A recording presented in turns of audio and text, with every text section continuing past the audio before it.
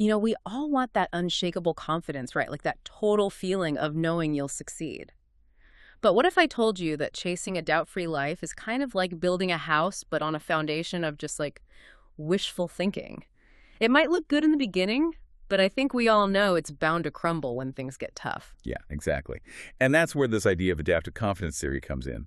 It's really not about pretending we can erase all doubt, but more about learning how to sort of dance with it. Okay, so I'm picturing less like Zen master, more like confident tango. So tell me more about this dance. What does it look like? Well, it's a dance with 5 core steps. They all work together to create a confidence that's built to adapt and evolve instead of just falling apart at the first sign of trouble. 5 steps, huh? Okay, let's break them down. All right, so step 1, like Threadis Brown lays it out in their new book that's coming out, ACT, Adaptive Confidence Theory. This is just a body, they call it, knowing. It's about going way beyond just a surface-level understanding of yourself. So like deeper than a quick SWOT analysis. Oh, yeah, much deeper. Knowing it means you're really integrating your experiences, your intuition, those gut feelings about what you're good at and where you might struggle a little. It's about acknowledging your full potential, for sure, but also those limitations that we all have. I've honestly always struggled with acknowledging those limitations. It always feels like I'm admitting defeat. I hear you. That's a super common misconception, though. In ACT, those limitations are not roadblocks. They're more like part of the terrain.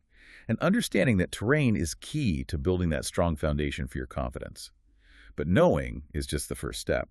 Right, so what's next? What do we do with all this self-knowledge? How do we use it? Well, that brings us to step 2, and that's planning. So this is where you're creating the blueprints, mapping out your goals and how you're going to get there. But here's the thing. It's not about these rigid plans. It's about flexible frameworks. So more like guidelines than not hard and fast rules. You got it. Think of it like having a plan for your dream house, right? But you're totally open to adjusting the design if you figure out the soil's no good or there's some hidden water source, life. Yeah. It's like construction rarely goes exactly how we plan it. So how does this flexible framework planning actually work? I think it still seems a little abstract to me. Okay, let's say your knowing phase. You figure out you're amazing at creative brainstorming, but you really struggle with those detailed, execution parts. Well, that insight should inform your planning phase. So maybe you try to find some collaborators who could, complement your strengths. Or you build in extra time for those really detailed tasks that are going to be tough for you. That makes a lot of sense. It's all about using what you know about yourself to create a plan that really works for you and helps you anticipate the roadblocks. It's like you're setting yourself up for success even though there will be bumps along the way. Exactly. And speaking of bumps, that brings us to number 3, acceptance of reality. This is where I think a lot of the traditional confidence-building advice really falls short. It's not about just saying positive affirmations or ignoring those doubts. It's about really acknowledging the world and ourselves as they are. Messy, imperfect, and definitely unpredictable. So instead of trying to bulldoze over all the obstacles, we kind of learn to work with the terrain. Precisely.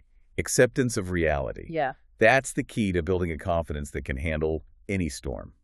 Okay, this acceptance of reality thing, I think it's starting to click for me. It's like instead of wishing for this perfectly smooth path, we just acknowledge there will be potholes and we, pack a metaphorical tire iron. But how do we actually put this into practice? What does that look like? Right. That's where the 4th step comes in resilient engagement. Yeah. And this is about actually taking action, like putting those flexible plans into motion, even when, doubt creeps in or things just go totally sideways. So it's about being willing to get our hands dirty, even when we're not totally sure of how it'll all turn out. You got it. Remember how Brown talks about that whole love of the game mentality?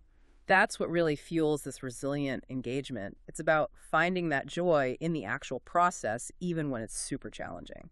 Knowing that, setbacks, they're going to happen, they're unavoidable, but they can even be valuable, learning experiences. So it's less about avoiding failure completely and more about embracing the stumbles that happen along the way. They're just part of the journey. Exactly. Think about it like this. A really good athlete. They don't get amazing by avoiding tough competition or just giving up after a loss, right? They use those challenges, they learn from those mistakes, and they come back even stronger. Resilient engagement is kind of like that. It's applying that same mindset to any goal or challenge that comes up. I really like that analogy. It's like reframing failure not as this huge defeat, but as like a stepping stone to actually getting better. But I'm curious, is there a risk of getting stuck in this resilient engagement loop? Like, what if we're just, beating our heads against a wall thinking it's all part of the process? That's a good question. And that's really where the fifth and final step comes in. Yeah. And that's trust in self and process. This is about having faith in, that foundation that you've built, that deep self-knowledge, those flexible plans, and your ability to adapt and learn as you go. So it's about trusting that even if this one specific attempt doesn't work out, the process as a whole is still moving you in the right direction. That's it. It's like trusting that the architect who designed your house, they know what they're doing, even if you can't quite picture the final product just yet. Okay, this whole 5 steps thing, it's feeling less like a dance now and more like actually building a house.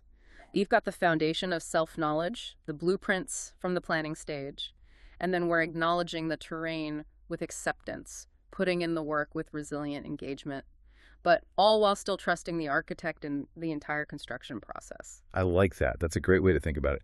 And just like a really well-built house, adaptive confidence gives you this structure that can handle those storms that life throws at you. But sometimes it feels like those storms, they hit before we've even finished the foundation. So how does ACT help us when we're feeling super overwhelmed and like we don't even know where to start? Well, that's where these 5 steps really work together. When we feel lost or just overwhelmed, it's often a sign we maybe skipped a step or two. Maybe we rushed through that knowing phase or tried to build on, ground that wasn't so solid. So kind of like trying to build that house on sand. It might look okay at first, but it's not going to last. Yeah, exactly.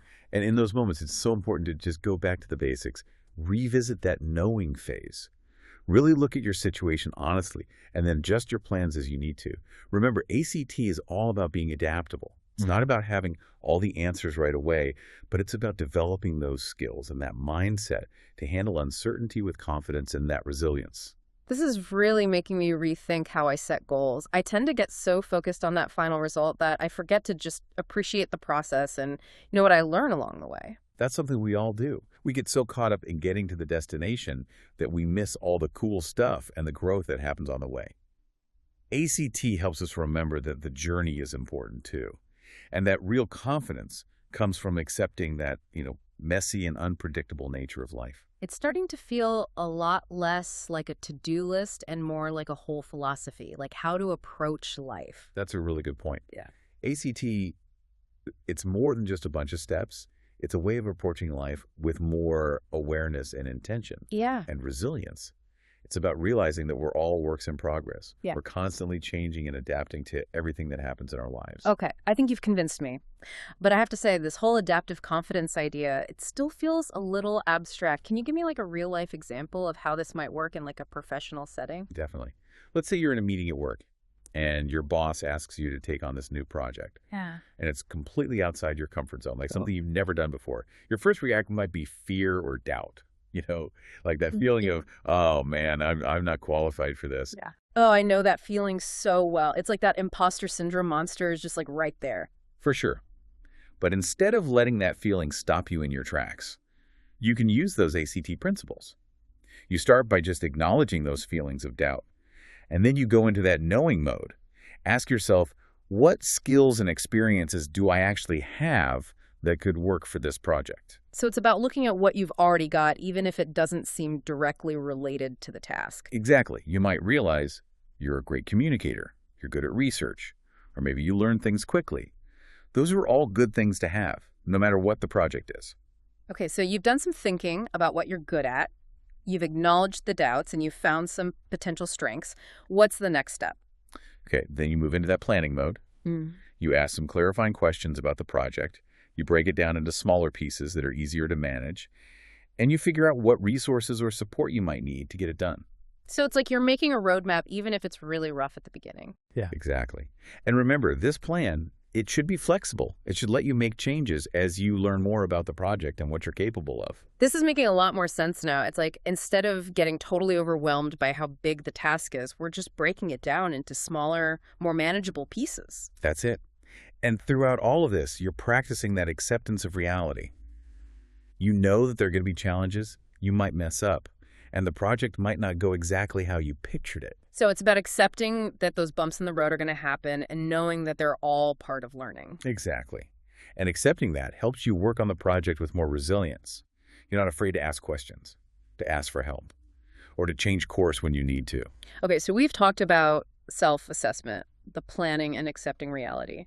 Now, what about that last step?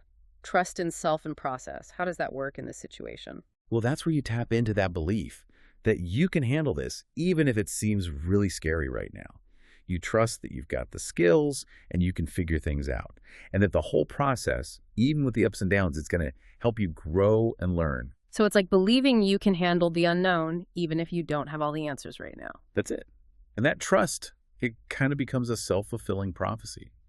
The more you believe in yourself in the process, the more likely you are to keep going even when it's tough, to be open to feedback, and to ultimately succeed. This is so cool. It's such a different way of thinking about confidence. It's not about being arrogant or pretending we know everything. It's about having this deep belief that we can adapt, learn, and overcome things even when they're hard. That's exactly what adaptive confidence is. It's a confidence that lasts. It can handle anything because it comes from knowing yourself, being adaptable, and being willing to embrace that whole messy journey of growth.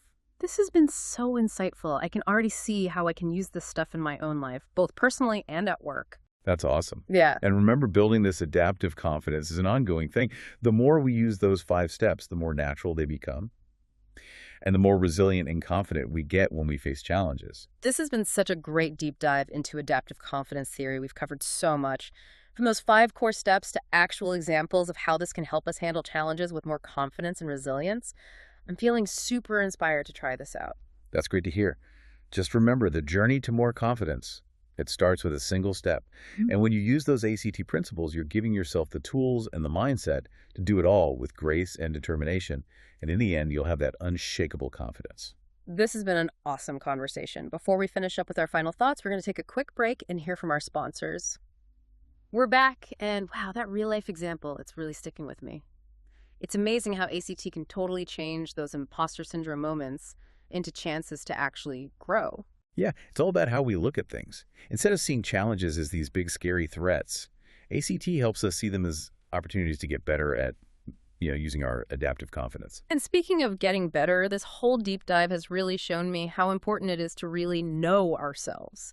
Like before we can even start to build confidence, we have to understand our strengths, our weaknesses, and even those patterns we have that might be holding us back. Absolutely. And that knowing part, it's not a one-time thing. It's something we keep doing. Like as we face new challenges and have new experiences, we understand ourselves better and better.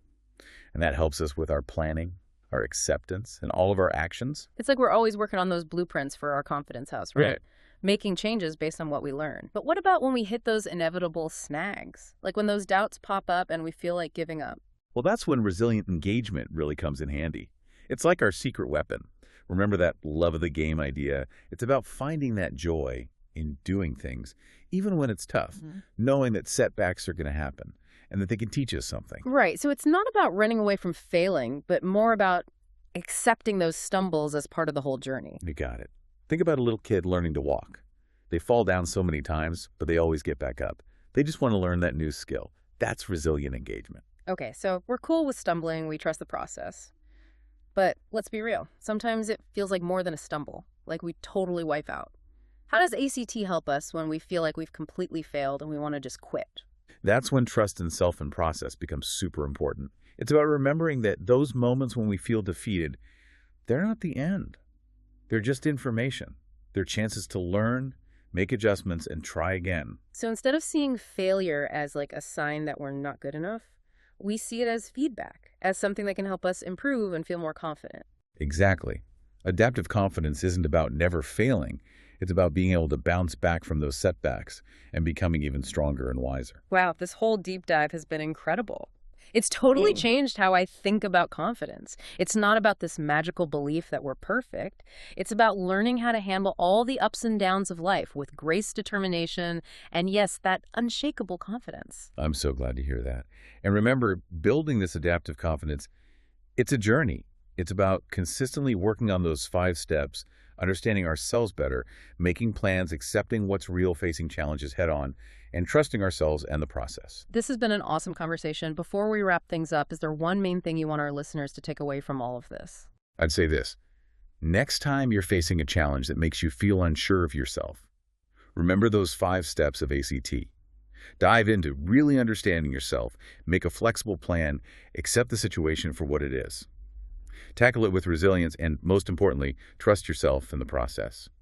The path to real confidence starts with one step, and ACT gives you the map to get there. That's a great way to put it. This has been an amazing deep dive into adaptive confidence theory. Thanks for joining us, everyone.